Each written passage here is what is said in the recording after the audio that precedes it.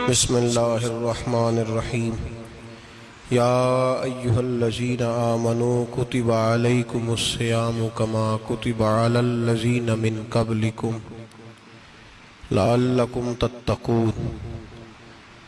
قال النبی صلی اللہ علیہ وسلم لکل شیء زکاۃ وزکاۃ الجسد الصوم، او کما قال صلی اللہ علیہ وسلم صدق اللہ العظیم وصدق رسولہ النبی الکریم۔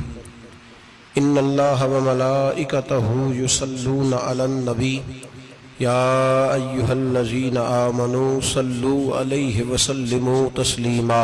اللہم صل علی سیدنا ومولانا محمد معدن الجود والکرم وآلہ وصحبہ وبارک وسلم۔ حمد و صلاۃ کے بعد قرآن مجید سورہ بقرہ، اللہ تبارک و تعالیٰ نے ارشاد فرمایا یا ایھا الذین آمنوا کتب علیکم الصیام، اے ایمان والو تم پر روزے فرض کیے گئے، کما کتب علی الذین من قبلکم، اسی طرح جس طرح تم سے پہلے لوگوں پر فرض کیے گئے تھے، لعلکم تتقون، تاکہ تم پرہیزگار ہو جاؤ، متقی ہو جاؤ، اللہ سے ڈرنے والے بن جاؤ، گناہوں سے بچنے والے بن جاؤ، اپنی زندگی کو رب رسول کے احکامات کی روشنی میں گزارنے والے بن جاؤ۔ روزہ ایک پریکٹس ہے، ایک مجاہدہ ہے، ایک جد و جہد ہے۔ جد و جہد کس چیز کی؟ اللہ کی رضا کے مطابق اپنے آپ کو ڈھالنے کی جد و جہد۔ صوم کا لغوی معنی ہوتا ہے رک جانا۔ حلال رزق سامنے پڑا ہے، حلال مشروب سامنے پڑا ہے، حلال رشتہ بیوی کا موجود ہے، لیکن ان سب چیزوں سے حالت روزہ میں رکنا، اللہ کی رضا کے لیے رکنا، اس کا نام روزہ ہے۔ صوم کا معنی رکنے کے ہیں، پرہیز کرنے کے ہیں، بچنے کے ہیں۔ ہر چیز موجود ہے لیکن اللہ کا حکم نہیں ہے تو لہٰذا کھا نہیں سکتے۔ تو رب فرماتے جب جائز چیزیں تو میری مرضی کے بغیر میرے حکم کے نہیں کھا سکتا، تو نے رکنا ہے تو حرام کیسے کھا لیتا ہے؟ اب جائز چیز کے لیے تجھے حکم ہے، میں کہوں تو کھائے گا، میں کہوں تو نہیں کھائے گا۔ میں نے حکم دے دیا جائز ہے، روٹی ہے، کھانا ہے، گوشت ہے، تیری فریج میں پڑا سارا کچھ، تو با اختیار ہے، منہ میں دانت بھی ہیں، ہضم کرنے کو ہاضمہ بھی ہے، بھوک کی شدت بھی ہے، پر میری اجازت کے بغیر تو کھا سکتا۔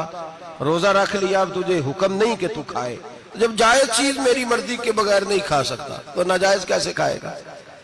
میرے نبی پاک علیہ السلام نے اپنے خوبصورت الفاظ کے اندر اس مفہوم کو بیان فرمایا۔ محبوب پاک صلی اللہ علیہ وسلم فرماتے جس نے جھوٹ نہیں چھوڑا، غیبت نہیں چھوڑی، برائی نہیں چھوڑی، اللہ کو اس کے بھوکے پیاسے رہنے کی کوئی ضرورت نہیں۔ وہ کاہے کا رکا ہے؟ جب کوئی کام تو اس نے اللہ کی رضا والا کیا نہیں۔ روزہ رکھ کے دغا کر رہا ہے، روزہ رکھ کے جھوٹ بول رہا ہے، روزہ رکھ کے کم ماپ رہا ہے، تول رہا ہے، دھوکہ دے رہا ہے، رشوت لے رہا ہے، فراڈ کر رہا ہے، حرام کا مال اکٹھا کر کے کہتا ہے اس میں سے چلو 10 دیگیں بھی پکا دیں گے۔ وہ بھائی جو کام اللہ نے تجھے کرنے کا حکم دیا تھا، جب تو وہ بجا ہی نہیں لا رہا، مقصد روزہ ہی تو حاصل، لعلکم تتقون۔ روزے کا مقصد یہ ہے کہ تو پرہیزگار ہو جائے۔ میرے نبی پاک علیہ السلام کی بارگاہ عالی مرتبت میں 2 عورتیں آئیں، یہ چیزیں کھا لو، کہنے لگی محبوبہ ہم نے روزہ رکھا ہوا ہے۔ فرمایا نہیں، تمہارا تو روزہ نہیں ہے، حضور رکھا ہوا ہے روزہ، سحری سے لے کر اب تک کچھ نہیں کھایا، شام تک بھی نہیں کھائیں گی۔ محبوب نے فرمایا ذرا کہہ تو کرو، الٹی تو کرو۔ کہہ کی تو ان کے حلق سے خون بھی نکلا اور گوشت کے لوتھڑے بھی نکلے، پھوٹیاں بھی نکلی۔ نبی پاک نے فرمایا وہاں بیٹھ کے تم نے اپنے جاننے والوں کی غیبت نہیں کی، چغلی نہیں کھائی؟ خاموش ہو گئیں، گردنیں جھک گئیں۔ نبی پاک نے فرمایا تم نے قرآن نہیں پڑھا کہ جو اپنے بھائی کی غیبت کرتا ہے وہ مردہ بھائی کا گوشت کھاتا ہے؟ تو گوشت کھا کے بھی تمہارا روزہ رہ گیا ہے۔ کس طرح کا روزہ ہے کہ صاحب روزہ رکھ کے نہ رکھنے والوں پہ تنقید کر رہے ہیں۔ تراویحاں پڑھ کے نکلے ہیں تو کہتے ہیں میں اکیلا ہی نیک ہوں، باقی تو محلے میں کوئی پڑھتا ہی نہیں۔ یہ کیسا تیرا روزہ ہے کہ تو روزہ رکھ کے تو اس کے مقصد کو نہیں سمجھا؟ لعلکم تتقون، روزہ دار تو وہ ہے کہ روزہ رکھا ہوا ہے، کھانے بھی سے رکا ہے، پینے سے بھی رکا ہے، عمل زوجیہ سے بھی رکا ہے، پھر وہ جھوٹ سے بھی رکے، غیبت سے بھی رکے، بدنگاہی سے بھی رکے، حرام خواری سے بھی رکے ساری چیزوں سے۔ یہ بتلائیے کہ روزے کی حالت میں اپنی بیوی کے پاس جانا منع ہے تو غیر محرم کو دیکھنا جائز ہے؟ ہمارے ٹی وی پہ میں نے پہلے بھی کہا تھا کہ ہم ٹھیکیدار اور ذمہ دار نہیں ہیں مذہب کے۔ یہاں ہمارے آنے سے پہلے بھی کوئی بیٹھا تھا، ہم مریں گے تو یہاں ہم سے بڑے بڑے نیک لوگ بیٹھیں گے، کوئی بندہ ذمہ دار نہیں ہے، بڑے بڑے کج کلا۔ ليلة القدر خير من ألف شهر تنزل الملائكة والروح فيها بإذن ربهم من كل أمر۔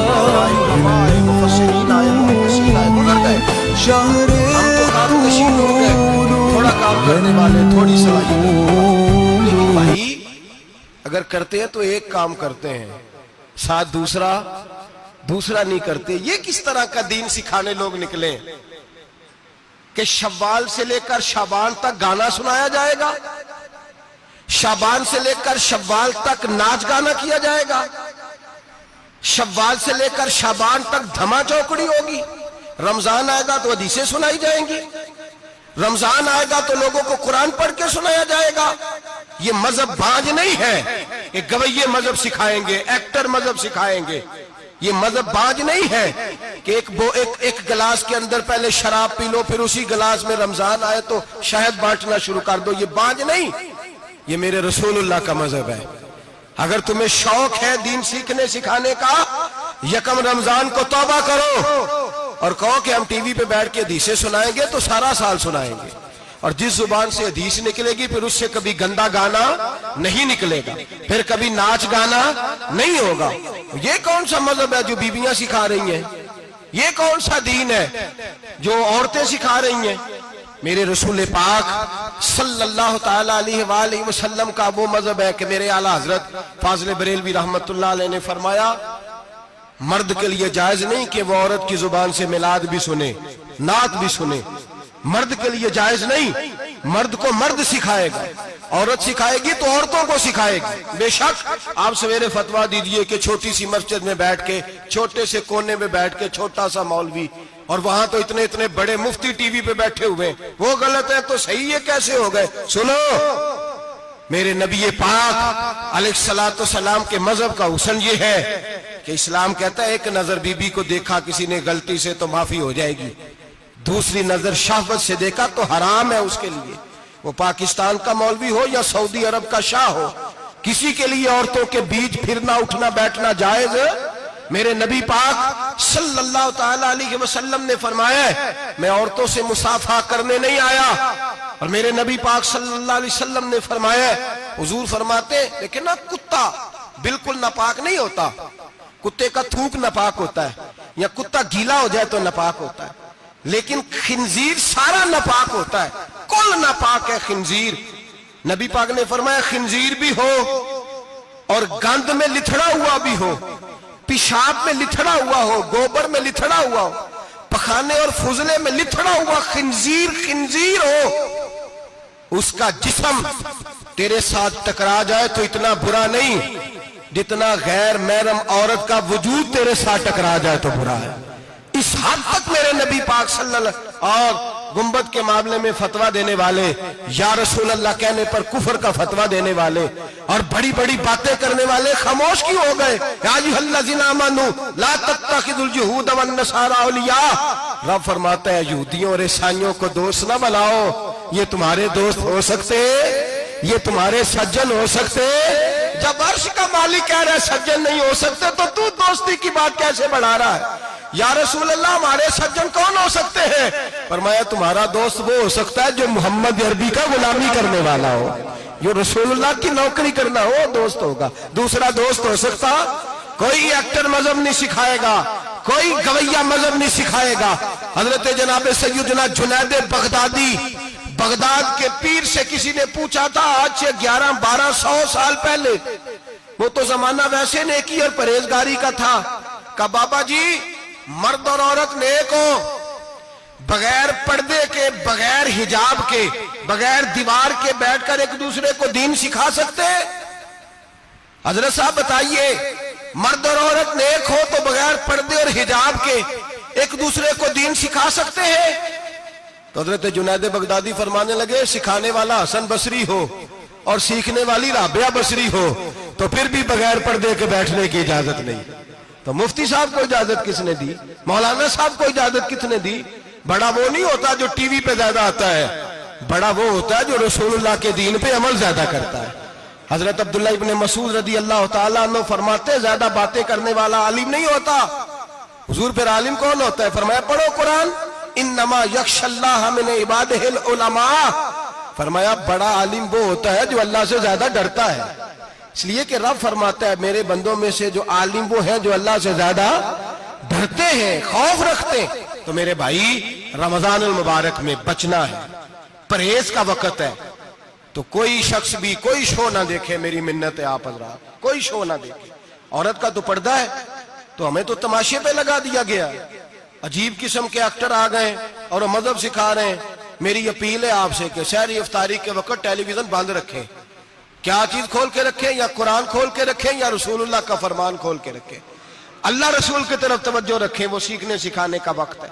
छोड़े गवैयों से दीन सीखा जाएगा। आप हमें कोई शिकवा नहीं, ये पक्की तौबा करें, सवेरे आए आके दीन सिखाएं। और मैं उनसे भी अपील करूंगा कि आओ दीन सिखाओ। हजरत फुजैल बिन अय्यास फरमाते, मैं डाकू था, कभी कभी छुप छुपा के जुमा पढ़ा करता था, फिर मैंने तौबा की तो सच्ची तौबा की, फिर मैंने तौबा की तो रब को राजी करने वाली तौबा की, फिर मैंने तौबा की तो छोड़ी हर शय, गरीबों का लूटा हुआ माल वापस किया, जिसके पैसे न दे सका उसके घर में जाके उसकी भैंसों को चारा डाला, उसके ऊंटों की खिदमत की, मैंने कर्जे चुकाए। फरमाया मैं सच्ची तौबा करके मस्जिद आया, जिस खतीब के पीछे मैं जुमा पढ़ा करता था वो मेरे हाथ पे बैठ करके मुरीद हो गया। अल्लाह तबारक व तआला ने अपने बंदों के दिल मेरी तरफ फेर दिए। फिर तुम्हें उसमें इनाम देने की जरूरत नहीं पड़ेगी, फिर तुम कुटिया नशीन बन के भी दीन फैलाओगे तो अल्लाह उसमें तासीर पैदा फरमा देगा। तो रोजे का माना रुकना है। रोजे का माना बोलिए, रोजे का माना रुकना। किससे? झूठ से, गीबत से, बदी से, बदनिगाही, खाने पीने। रोजा किस पे फर्ज है? अमीरों पे कि गरीबों पे? जी कहने ने मैं तो काम ही, मेरा तो काम ही मेहनत मजदूरी वाला, मैं कैसे रोजा रखूं?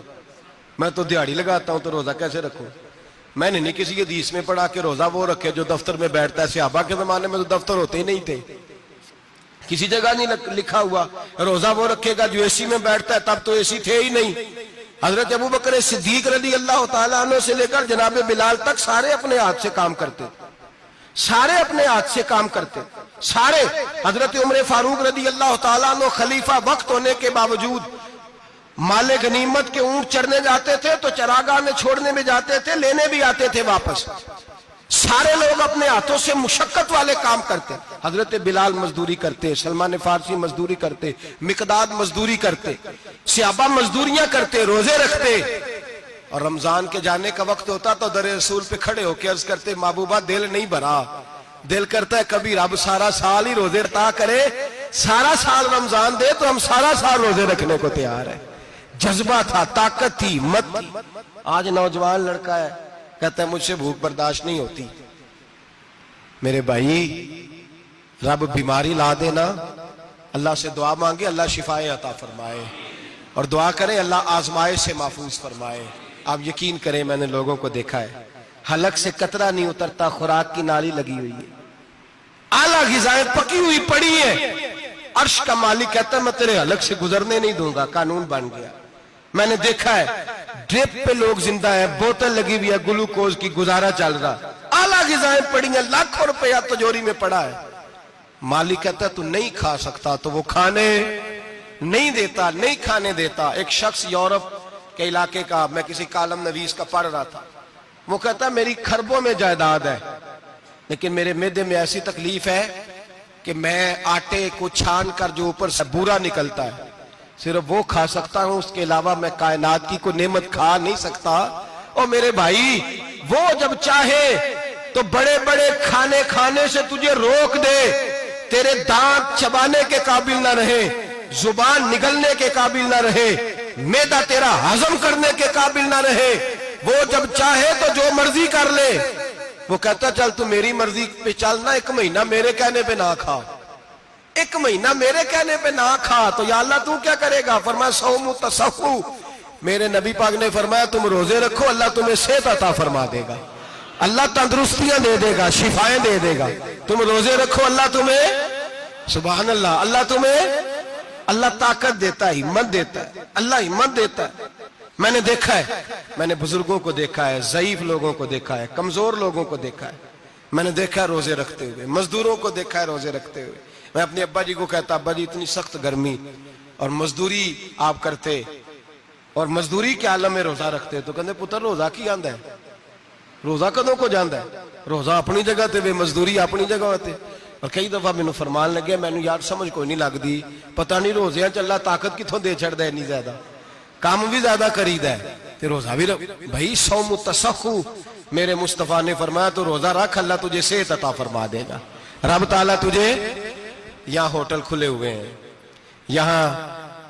यहाँ अजीब हालात है, होटल खुले हुए हैं, लोग बहाने ढूंढते फिरते हैं, कहते हैं कट लग गया था, जरा थोड़ा सा खून निकल आया, सनी प्लास लगाई है तो रोजा नहीं रखा, ये जरा मुझे थोड़ी दिक्कत हो गया तो मैंने रोजा नहीं रखा, खांसी लग गई है तो रोजा नहीं रखा। ओ खुदा के बंदे, रोजा तो नेमत है। और सुभान अल्लाह, मेरे नबी पाक ने फरमाया लिकुल्ल शैइन ज़कात व ज़कातुल जसद सौम, फरमाया हर शय की ज़कात होती है, वजूद की ज़कात रोजा है, रोजे रखो जिस्म की ज़कात निकल जाएगी।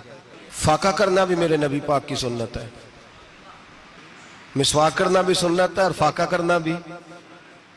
मिसवाक वाली सुन्नत ज्यादा अपनाते हैं लोग, फाका करना भी नबी पाक की सुन्नत है।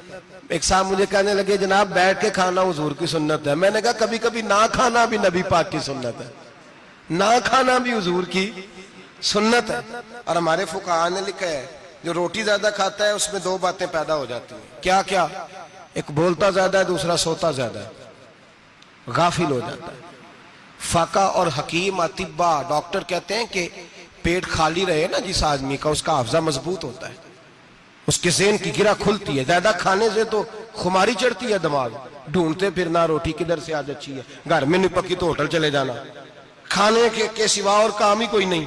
और साहब मेरे नबी पाक अलैहिस्सलाम ने फरमाया काफर 7 आंतों से खाता है, 7 आंतों से, और फरमाया मेरा मोमिन 1 आंत से खाता है, उसके वजूद में खाने वाली 1 आंत है, काफर 7 आंतों से खाता है। फाका कशी से नूरानियत पैदा होता है, कम खाना। देखे ना नबी पाक सल्लल्लाहु अलैहि वसल्लम ने अल्लाह से फाका मांग के लिया है, या अल्लाह 1 वक्त रोटी दे, 1 वक्त का फाका दे, मांग के लिया है नबी पाक ने, मांग के। हजरत अबू हुरैरा रदी अल्लाह ताला अन्हु फरमाते हैं भूख ज्यादा लगती थी ना जब मुझे, तो मैं हजरत उमर से, अबू बकर से, उस्मान, मौला अली से कोई मसला पूछ लेता था, और जब मैं मसला पूछता था तो वो मुझे रोटी खिला देते थे।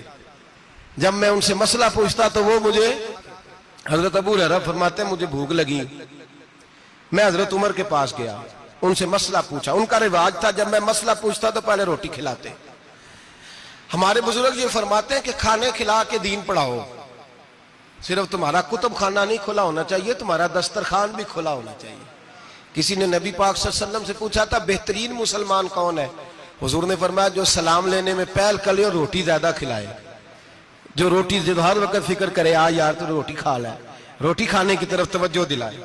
खिलाना सुन्नत है, ज्यादा खाना इसमें भी फर्क रखे। तो नबी पाक सल्लल्लाहु अलैहि वसल्लम के सहाबी हजरत अबू हुरैरा रज़ी अल्लाह ताला अन्हु फरमाते हैं मैंने हजरत उमर से मसला पूछा, मैंने कहा हुजूर मसला बताएं, तो कहते पहले उनकी आदत थी जब मैं मसला पूछता तो रोटी भी खिलाते, आज उन्होंने मसला ही बताया है, रोटी कोई नहीं खिलाई। तो मुझे कहने लगे अबू हुरैरा तू सोचता होगा रोटी नहीं इसने पूछी, तूने कब से खाना नहीं खाया? मैंने कहा आज सुबह से। तो जनाब उमर कहने लगे मैंने कल सुबह से नहीं खाया। चल अबू बकर सिद्दीक के घर मसला पूछते हैं। कहते जनाब सिद्दीक अकबर के दरवाजे पे गए, जाकर के उनसे मसला पूछा। उनकी भी आदत थी जब कोई मसला पूछने जाते तो दस्तरखान बिछा लेते, कहते आओ रोटी भी खिलाता हूँ मसले भी बताता हूँ। कहते हैं गए तो उन्होंने भी मसला बताया, रोटी कोई ना पूछी। तो कहने लगे उमर अबू हुरैरा तुम लोगों ने कल परसों से नहीं ना खाया होगा। और अबू बकर को 4 दिन गुजर गए हैं, थोड़ा सा दूध मिला है या खजूर मिली है, रोटी कोई नहीं मिली। چلو در رسول پہ چلتے ہیں، آؤ حضور کی بارگاہ میں۔ کہتے ہیں نبی پاک کی بارگاہ میں آئے، حضور نے چہرے دیکھے، کریم سے مسئلہ نہیں پوچھنا پڑا۔ میرے مصطفیٰ کریم نے فرمایا بھوک لگی ہوئی ہے تم تینوں کو؟ 3-4 دن ہو گئے؟ اللہ کے رسول نے فرمایا مجھے پورا ہفتہ ہو گیا ہے۔ سبب کچھ اور ہے جس کو تو خود سمجھتا ہے۔ زوال بندہ مومن کا بے زری سے نہیں، بھوک نقصان کا وجہ نہیں بنی، وجہ کوئی اور بنی ہے۔ رشوتیں جو بازار گرم ہوئے ہیں لوٹ مار کے، یہ روٹی کے لیے نہیں، یہ زیادہ کھانے کے لیے، یہ بینک بیلنس کے لیے گرم ہے۔ یہ لوٹ مار کا مقصد کوٹھیاں بنانا ہے، روٹی کا تو رب کریم کا وعدہ ہے۔ جو روز روتا ہے شام کو کہ میرا کاروبار کوئی نہیں، اصل میں کہتا ہے بنگلہ کوئی نہیں، اصل میں کہتا ہے کار کوئی نہیں، پجارو کوئی نہیں، روٹی تو اللہ عطا فرماتا ہے، اس کا وعدہ ہے۔ فرمایا حضور نے 3 دن بیت گئے، چلو۔ میرا بے تکلف صحابی ہے ابو الحسن انصاری، وہ بڑے نصیب والے ہوتے ہیں جن کو میرے نبی پاک خود کہتے تھے کہ تیری فلانی ذمہ داری ہے۔ اس زمانے کا تو کسی کو کہہ دیا جائے یہ تیری ذمہ داری ہے تو کہتا ہے یہ تو پھٹیکے ڈالنے لگ گیا، یہاں سے تو چھٹی کر جانی چاہیے۔ خوش ہوتے تھے صحابہ کہ ہماری ذمہ داری لگی۔ کہتے ہیں حضرت ابو الحسن انصاری کے گھر گئے، نبی پاک نے فرمایا بھوک بڑی لگی ہے، کھانا لا۔ کہتے ہیں حضور نے اسے کہا تو اس آدمی کو تو وجد ہی ہو گیا، اس نے کہا میرے اتنے نصیب کہ حضور کا یہ کھانا کھلا۔ آؤ دیکھو دنیا والو، آج جو سب سے زیادہ عزت والا ہے وہ میرا مہمان بنا ہوا ہے۔ فرماتے ہیں وہ دوڑے گئے، بکری اٹھائی، ذبح کی، بیوی کو کہنے لگے روٹی تیار کر، ادھر کھجوریں توڑی، انگور توڑے، کہنے لگے حضور آپ جب تک تناول کریں تب تک کھانا پک جاتا ہے۔ حضرت عمر کہتے ہیں روٹی پک کے آئی، بڑا پیارا گوشت، بڑا اچھا سالن، بڑا خوبصورت خلوص والا کھانا۔ فرماتے ہیں میں نے بڑا ہی کھایا۔ نبی پاک نے نہ ایک روٹی لی اور چھوٹی چپاتی، تھوڑا تھوڑا سالن کونوں سے، اور جب نبی پاک نے کھا لیا تو حضور کی آنکھوں میں آنسو آئے۔ حضرت عمر کہنے لگے حضور روئے کیوں؟ نبی پاک نے فرمایا سوچتا ہوں 7 دن کے فاقے کے بعد کھایا ہے، پر ڈرتا ہوں رب اس کا حساب پوچھے گا تو جواب کیسے دینا ہے، اس کا حساب بھی تو دینا ہے نا جو کھایا ہے۔ تو حضرت عمر فاروق کے ہاتھ میں کچھ چیز تھی، زور سے زمین پہ ماری، کہا محبوبہ 7 دن کے بعد بھی روٹی کھائے تو حساب دینا ہے۔ نبی پاک فرمانے لگے عمر وہ مالک ہے نا، تو جب دیتا ہے تو حساب نہیں لے سکتا، حساب تو دینا ہے، حساب تو دینا ہے، تیاری رکھو۔ صحابہ کرام فرماتے ہم نے ارادہ کیا کہ آج کے بعد ہم پھر فاقے کریں گے، کم کھائیں گے، اس لیے کہ حساب دینا ہے۔ میرے بھائی وہ فاقہ کشی کرتے تھے، ڈرتے تھے۔ یہاں تو لوگ کھا کے بیمار ہیں، کھاتے جا رہے ہیں، سوتے جا رہے ہیں، کھاتے جا رہے ہیں، سوتے جا رہے ہیں۔ یہ بھی وقت آئے گا رمضان شریف کا، سویرے درس پہ آؤ کہتے نیند بڑی آتی ہے، سویرے 2 سپارے پڑھ کے سویا کرو کہتے صاحب نیند بڑی آتی ہے، فجر کے بعد ہی تو وقت ہوتا ہے اللہ اللہ کرنے کا، سحری کا، کھاتے جا رہے ہیں، سوتے۔ لوگ جماعت سے نماز نہیں پڑھتے، سو جاتے، جماعت کا ثواب چھوڑ کے سو جائیں گے۔ بھائی رمضان مبارک میں فاقہ کشی کی ٹریننگ ہوتی ہے، فاقہ کشی کی تربیت لے، رمضان میں روکے اپنے آپ کو، تربیت ہوگی۔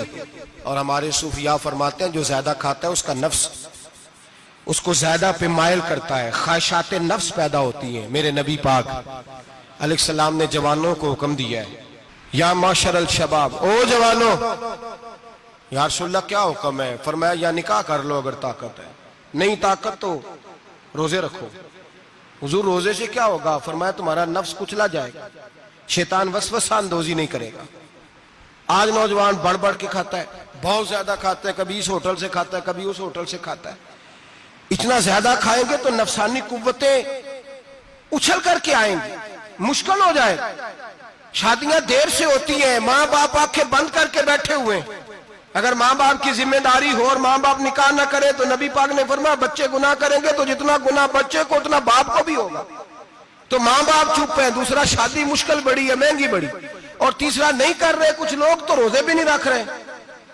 تو رمضان ان کے لیے بھی وقت ہے، نفسانی قوتیں کچلی جائیں گی، کھانا جتنا کم کھایا جائے گا اتنا وجود کے اندر نفسانی خواہشات کم پیدا ہوں۔ تو رمضان تو پریکٹس ہے مجاہدے کی، دین کی۔ اور دوسرا میرے حبیب پاک صلی اللہ علیہ وسلم نے فرمایا ہے، حضور فرماتے ہیں کہ رمضان اور قرآن کا آپس میں رشتہ ہے۔ قرآن پاک کتنا پڑھنا چاہیے روزانہ؟ زیادہ سے اللہ جزا دے، امید ہے آپ زیادہ سے زیادہ ہی پڑھتے ہوں گے۔ بھائی سنیں، حدیث مبارکہ میں نبی پاک نے فرمایا رمضان اور قرآن دونوں مل کے نا، بڑی پیاری حدیث ہے، فرمایا دونوں مل کے اللہ کی بارگاہ میں میری امت کی سفارش کریں گے، رمضان اور اللہ اکبر۔ کس طرح؟ نبی پاک فرماتے ہیں رمضان کہے گا اے اللہ دن کے وقت میں نے اسے تیری رضا کے لیے کھانے پینے سے باز رکھا، اور قرآن کہے گا یا اللہ رات کو تیری رضا کے لیے کھڑا ہو کے یہ قرآن سنتا تھا۔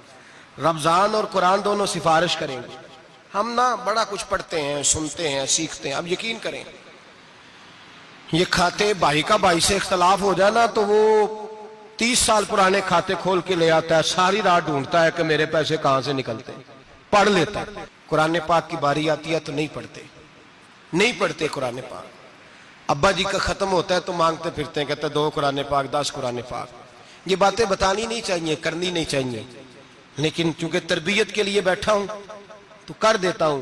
میرے شاگردوں سے پوچھیں، یہاں مدرسہ ہے الحمدللہ، درجنوں طلباء ہیں، اساتذہ ہیں، میرے پیر بھائی ہیں، اور میرا یہ دعویٰ ہے کہ شاید کوئی کسی سے اتنا پیار کرتا ہو جتنے میرے شاگرد اور مرید مجھ سے کرتے ہیں، لیکن میں نے کبھی کسی سے نہیں کہا کہ ذرا سورت فاتحہ پڑھ کے دینا، میں نے اپنے ابا جی کو ثواب دینا ہے۔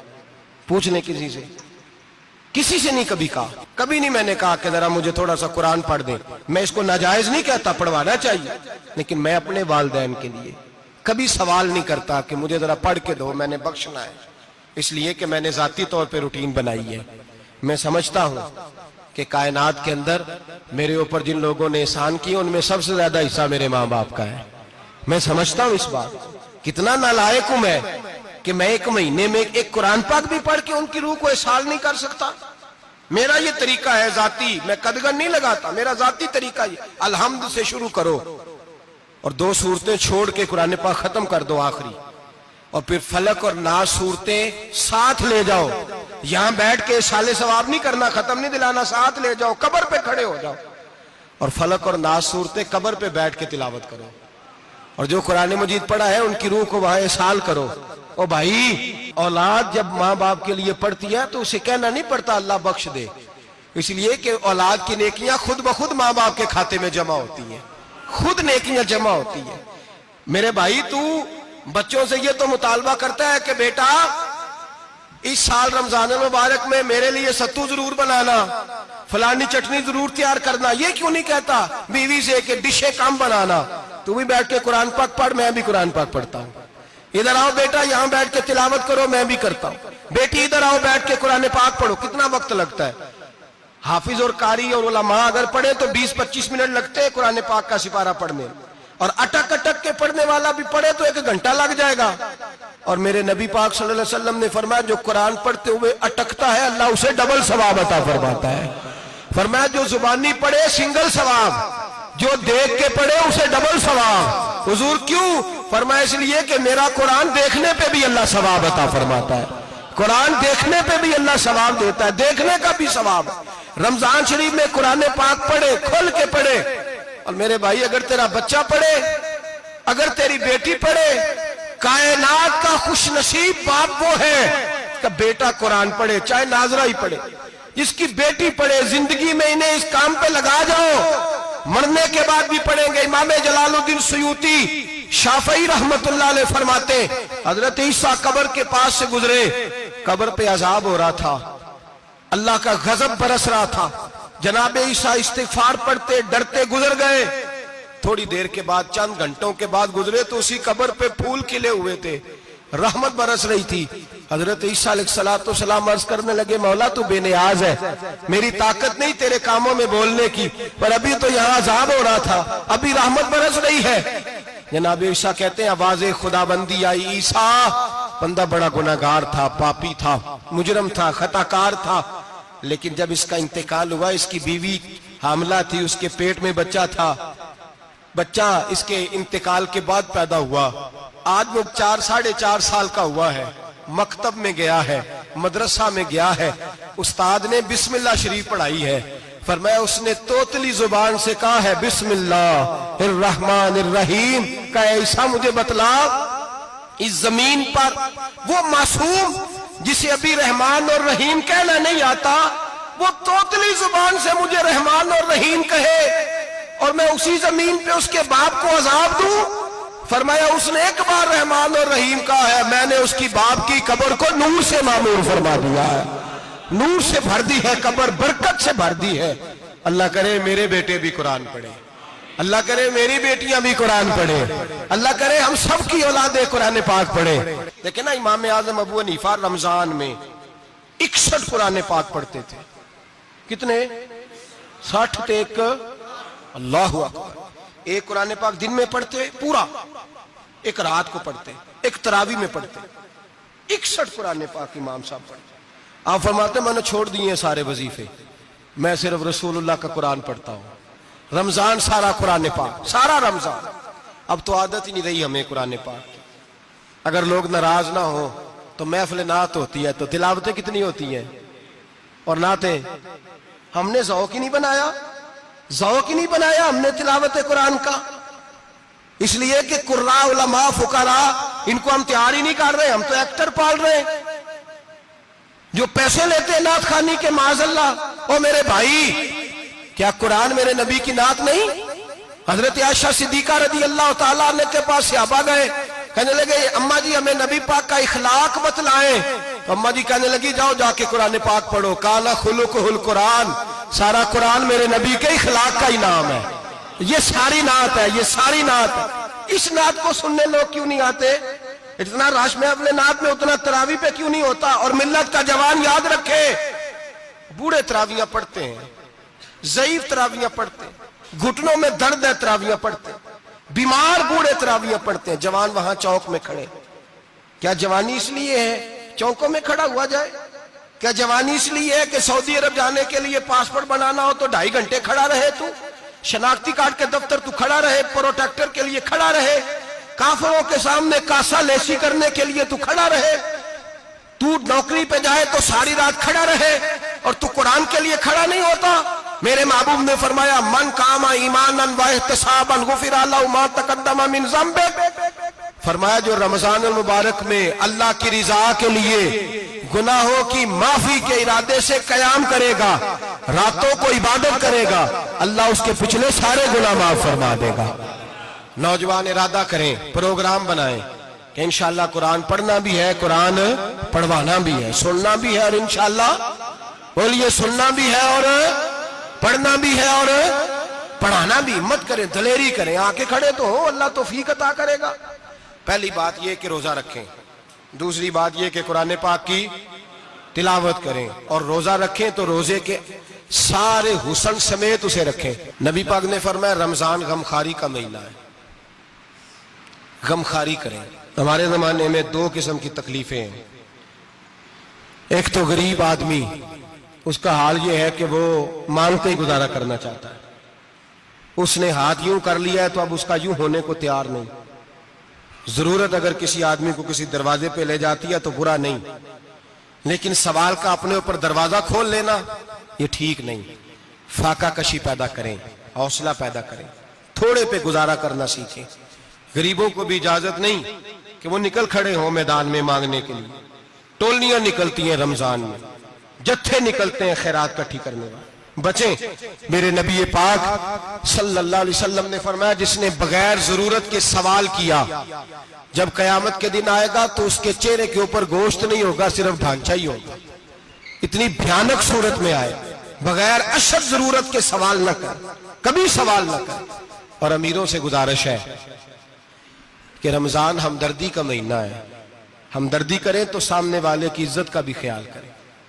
یہ بات درست ہے کہ غریب سیاڑا نہیں ہوتا، اس لیے کہ جس کی جیب میں پیسے نہیں ہوتے بھائی اسے عقل بھی نہیں ہوتی، جس کے گھر کار نہیں ہوتی اسے چلانے کا طریقہ، جس کے گھر اوون نہیں ہوتا اسے چلانے کا طریقہ بھی نہیں آتا، جس کے گھر میں چیزیں ہوتی ہیں اسے چلانا بھی آ جاتا ہے، جدے گھر دانے اودے کملے بھی اس کے سیانے ہو جاتے ہیں۔ تو چودھری صاحب، سیٹھ صاحب، نواب صاحب آٹا تقسیم کرتے ہیں، کھڑے ہو کے فوٹو کھچاتے ہیں، فیس بک پہ دیتے ہیں، اور ایک آٹے کا تھیلا اور 10 اخباروں میں فوٹو۔ اللہ سے ڈریں، رمضان ہمدردی کا مہینہ، ہمدردی کا۔ غریب کو دیں تو اس کی عزت کو رسوا نہ کریں۔ میرے نبی پاک علیہ السلام کے صحابی حضرت عبداللہ ابن عمر رضی اللہ تعالیٰ عنہ ڈھونڈ کے لاتے تھے مسکینوں کو، ڈھونڈ کے اور جب لاتے تھے تو اپنے دسترخوان پر بٹھا کر اپنے ساتھ افطاری کرایا کرتے تھے. اور پھر فرمایا اللہ تعالیٰ نے لن تنالوا البر حتی تنفقوا مما تحبون، اللہ کے راستے میں وہ چیز دینی ہے جو تمہیں زیادہ پیاری ہو. کون سی چیز جو تمہیں؟ میں تھوڑا سا بے باک ہوں، بعض دوستوں کے ساتھ، سب کے ساتھ نہیں. ایک دوست مدرسے میں گھی دینے آئے ایک دفعہ، تو وہ والا گھی دے گئے جو سب سے سستا تھا. تو میں نے کہا مجھے دیانتداری سے بچائے، آپ یہی کھاتے ہیں گھر میں؟ کہنے لگے نہیں. تو میں نے کہا پھر ہم نے بچے مارنے کے لیے تو نہیں نہ رکھے ہوئے، کیا وہ والا گھی اللہ کے راستے میں پیاری چیز دے رہی ہے نا. اس لیے گلے گلے نوٹ لوگ مسجد کے گلے میں ڈال جاتے ہیں، پھٹے ہوئے ڈال جاتے ہیں، کہتے ہیں جوڑ لیں گے مولوی صاحب. اور خدا کے بندے پیاری چیز دینی تھی تو نے، اور تو نے اس کا ترجمہ الٹ کر لیا ہے. سمجھ لیں رمضان المبارک میں کسی غریب کی مدد کرنی ہے تو ساتھ اس کی عزت بھی کرنی ہے. نبی پاک علیہ السلام کے دروازے پر جب یہ جملہ ایک ہے لیکن بڑا قیمتی ہے. صحابہ کہتے ہیں جب ہم دروازہ رسول پہ جاتے تھے خیرات بھی ملتی تھی اور عزت بھی ملتی تھی. خود بھیک دے خود ہی کہیں منگتے کا بھلا ہو. خیرات بھی ملتی تھی اور عزت بھی ملتی تھی. نبی پاک ساتھ عزت بھی دیتے تھے، مسکین کو غریب کو دیں اور خیر خائی کریں. جوتے بیچنے والے جوتوں کے ریٹ سستے کریں، کپڑا بیچنے والے کپڑے کا ریٹ، درزی صاحب بھی ریٹ سستا کریں، دکاندار بھی چیزوں کا ریٹ، حکیم صاحب پیسے کم لیں، ڈاکٹر پیسے کم کریں، حکومت نرخوں میں کمی کرے، اور یہ کام اجتماعی طور پہ کریں. میرے نبی پاک نے فرمایا رمضان غمخواری کا مہینہ ہے، اس میں غمخواری کرنی ہے، دوسرے کا خیال کریں، احسار کریں، قربانی کریں. یہاں ہر چیز کا ریٹ بڑھ جاتا ہے رمضان شریف میں. ہر آدمی کہتا ہے میرا سیزن آ گیا ہے، توجہ بڑھائیں، خیال کریں، غمخواری کا مہینہ ہے. اور پھر آپ لوگوں سے یہ بھی گزارش ہے کہ رمضان المبارک کا جب مہینہ آئے تو جس آدمی کے ساتھ نیکی کرنی ہے وقت پہ کریں. کسی غریب کو پیسے دینے ہیں، کپڑے دینے ہیں تو یکم رمضان کو دیں. میں اکثر دوستوں سے پوچھتا ہوں، میں کہتا ہوں قاری صاحب نو جوڑا کدو دیندے ہو؟ کہندے 27 والے دن. میں کہا مینوں لگ گئی سمجھ، تہاڈی سازش ہے کدھرے سواں کے پا نہ لوے.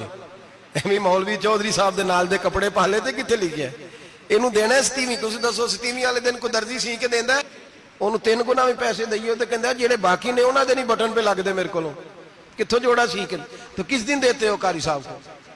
کیا مقصد ہے؟ پہننے کے لیے دے رہے ہو یا اس لیے دے رہے ہو کہ نہ پہن سکے؟ تو بھائی آپ جب کسی کو کوئی چیز دیں گے تو کب دیں گے؟ جب وہ استعمال کر سکے. غریب کو لوگ فطرانہ دینے جاتے ہیں عید سے ایک دن پہلے، تو کیا کرے گا اس کا؟ وہ نہ تو کپڑے خرید سکا نہ روٹی لا سکا.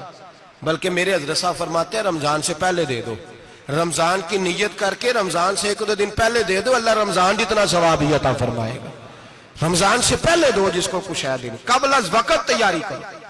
اور میرے قبلہ صاحب فرمایا کرتے اپنے کپڑے بعد میں، غریب کے بچوں کے کپڑے پہلے، اپنے گھر کی ضروریات بعد میں، غریبوں کی ضروریات. اس لیے کہ اللہ پاک نے ان کا رزق بھی ہمارے گھر بھیج دیا ہے. ہماری ڈیوٹی لگائی ہے کہ تم نے بانٹنا، بانٹنے والے بنو. اور یہ ذہن بنائے کہ پتہ نہیں کس کا حصہ تھا جو اللہ نے میرے گھر بھیجا. یہ ذہن بنا کے بانٹ. اور جس کو دینے جائیں، ہاں آپ کو اجازت ہے تھوڑا بہت پتہ کرنے کی، لیکن تھوڑا بہت تفتیش کرنے کی اجازت، بال کی کھال اتارنے کی اجازت. میں نے دیکھا ہے لوگ غریبوں کا انٹرویو لیتے ہیں، تیرا تو فلانا کمانے والا نہیں، تیرا تو فلاں بچہ. او بھائی بہت سارے غریب ایسے ہیں، بڑے ہیں جو کمانے کی کوشش کرتے ہیں لیکن ان کا سبب نہیں بنتا. ہاں ہے ایسے لوگ جو سعودی عرب چلے گئے ہیں، کہتے ہیں تیرا تو فلاں باہر نہیں گیا ہے، گیا ہے، لیکن سارے سعودی عرب جانے والے بھی مال کمانے کی طاقت نہیں رکھتے. کئی وہاں بھی بیٹھ کے بیچارے قرضوں میں الجھے ہوئے ہیں، وہاں والوں کے ظلم کا شکار ہیں، بہت ساری آزمائشوں میں. تو تفتیش کرتا ہے. میرے امام شافعی کا ایک جملہ اگر آپ کو یاد رہ گیا تو بات بن جائے گی. امام شافعی رحمت اللہ، بلکہ حضرت غوث اعظم جیلانی کے پاس وہ بات آپ کو زیادہ فائدہ دے گی. حضرت غوث اعظم جیلانی کو ان کا ایک مرید سمجھانے لگ گیا، کہنے لگا حضرت جی آپ سب کو ہی دیتے رہتے ہیں، ہر بندہ مستحق نہیں ہوتا، ذرا ٹٹول کے دیا کریں. تو غوث اعظم جیلانی فرمانے لگے بھائی مجھے تو لگتا ہے تو بھی ان چیزوں کا مستحق نہیں تھا جو اللہ نے تجھے عطا کر دی ہے. پہلے تو بتا تو مستحق تھا، تجھے اپنی حیثیت اوقات کا پتہ ہے جو اللہ نے تجھے دے دی ہے؟ طاقت تھی، کوالٹی تھی، تیرے اندر وہ صلاحیت تھی. رب نے تو نہیں تیری تفتیش کی کہ تو قابل ہے کہ نہیں، تو اللہ کے بندوں کی تفتیش کرتا پڑتا ہے. امام شافعی فرمایا کرتے، امام شافعی فرماتے رب تجھے پرکھ کے نہیں دیتا، ٹٹول کے نہیں دیتا، رسوا کر کے نہیں دیتا، تو غریبوں کے ساتھ یہ سارا ظلم کیوں کرتا ہے؟ بس پتہ چل گیا وہ ضرورت مند ہے تو دے، اس لیے کہ اجر تجھے غریب نے نہیں دینا، اجر اللہ نے دینا ہے، اور اللہ اجر عمل پہ نہیں دیتا، اللہ تو نیت پہ اجر عطا فرماتا ہے۔ تو نیت دیکھ تیری کس طرح کی، تو میرے بھائی غریب کو دے، قبل از وقت دے۔ رمضان مبارک میں چوتھا کام، بات آخری اور چوتھا کام سنیں، رمضان میں دین سیکھیں۔ شیطان قید ہوتا ہے زیادہ سے زیادہ، اور جب آدمیوں کا پیٹ خالی ہوتا ہے نا تو ذہن جو ہوتا ہے نا وہ بھی اس کا فریش ہوتا ہے، اس میں کوشش کریں دین سیکھنے کی۔ میرے نبی کریم صلی اللہ علیہ وسلم نے اس دین کو علم کا دین قرار دیا ہے، شعور کا دین قرار دیا ہے، فہم کا دین قرار دیا ہے۔ نبی پاک صلی اللہ علیہ وسلم نے فرمایا ایک عبادت کرنے والا عشاء کے بعد کھڑا ہو اور فجر تک نماز پڑھتا رہے، ایک عالم دین عشاء پڑھ کے سو جائے اٹھ کے فجر پڑھ لے تو وہ 70 عبادت کرنے والوں کا درجہ زیادہ نہیں، عالم کا درجہ پھر بھی زیادہ ہے، اس عالم دین کا درجہ زیادہ ہے، اس لیے کہ وہ لوگوں کو آگاہی دیتا ہے، شعور بخشتا ہے۔ یہ دین جو ہے یہ، اور نبی پاک صلی اللہ علیہ وسلم نے فرمایا عبادت کرنے والے پر عالم کا درجہ اتنا ہی زیادہ ہے جتنا میرا درجہ اپنے غلاموں پر زیادہ ہے۔ عالم کو حضور نے اتنا بڑا مقام دیا۔ دین سیکھیں، شعور حاصل کریں، یہ فقاہت کا دین ہے، شعور حاصل کرنے کا دین ہے۔ اور نبی پاک صلی اللہ علیہ وسلم نے فرمایا دین کی ایک بات سیکھ لینا 1000 نفل پڑھنے سے زیادہ درجہ رکھتی ہے، دین کی ایک بات سیکھ لینا 1000 جنازے میں شرکت سے زیادہ درجہ رکھتی، دین کی ایک بات سیکھ لینا، میرے نبی پاک صلی اللہ تعالی علیہ وسلم ارشاد فرماتے 1000 مریض کی عیادت کرنے سے زیادہ درجہ رکھتی ہے۔ فرمایا جس نے رات کے ایک لمحے میں دین کی ایک بات سیکھی اللہ اسے ساری رات عبادت کرنے سے زیادہ ثواب عطا فرمائے گا۔ میرے ارشاد فرمایا کرتے جب سیکھنے والے کو یہ ثواب ملے گا تو بتائیے سکھانے والے کو کتنا ثواب ملے، اسے اللہ کتنا درد۔ رمضان آ رہا ہے، شیطان قید ہے، دین پھیلانے کی کوشش کریں، جد و جہد کریں۔ بڑی نیند آتی ہے فجر پڑھ کے، لیکن اگر کسی کا ارادہ بن جائے کہ دین سیکھنا بھی ہے اور دین بچوں کو، تو پھر کوئی نیند غلبہ۔ ایک مثال ایک عالم نے سمجھائی، کوئی بزرگ تھے درویش عالم، ان کے پاس ایک عورت آئی، کہنے لگی میں بچوں کو سویرے بڑا جگاتی ہوں، بچے جاگتے نہیں نماز کے لیے۔ بڑا عجیب جواب دیا بزرگوں نے، درویش نے، عالم نے، کہنے لگے بی بی کیوں نہیں جاگتے، جگایا کر، بیدار کیا کر، اٹھایا کر۔ کہنے لگی بڑی جدوجہد کرتی ہوں، اٹھتے نہیں، بیدار نہیں ہوتے۔ اللہ والے تھے نا۔ کہنے لگے یہ بتا اگر اس کمرے میں آگ لگ جائے تو پھر بچوں کو کیسے بیدار کرے گی، آگ سے بچانے کے لیے کیا کرے گی؟ پھر تو بالوں سے پکڑ بھی گھسیٹنا پڑا تو گھسیٹ کے کمرے سے لاؤں گی، پھر تو چوٹیں لگتی ہیں تو لگ جائیں، پھر میں پرواہ نہیں کروں گی۔ آپ فرمانے لگے یوں سمجھ لے جہنم کی آگ جل رہی ہے، اگر تیرے بچے نے نماز نہ پڑھی تو آگ لگ جائے گی، اگر اس نے عبادت نہ کی تو اسے آگ، اب جیسے بھی تجھے اٹھانا پڑتا ہے اٹھا گھسیٹ کے باہر لا، لیکن اس کی نماز قضا۔ نیند بڑی آ رہی ہے سویرے، لیکن اگر دین نہ سیکھا تو مشکل ہو جائے۔ جیسے بھی اپنے آپ کو جگانا چاہیے، ہمت کرنی چاہیے، دلیری کرنی چاہیے۔ ہمیشہ مدحت خیر الانام میں گزرے، دعا ہے یہ عمر درود و سلام میں گزرے۔ آخر دعوانا